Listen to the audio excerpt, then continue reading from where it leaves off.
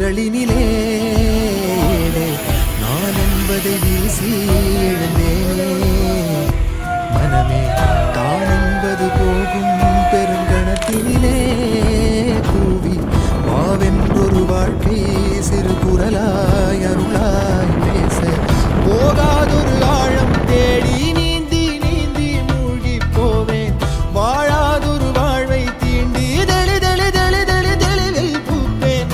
காணாதொரு வெளிச்சத்தில் என்னை நானே அடமுழுதாய் பார்ப்பேன்.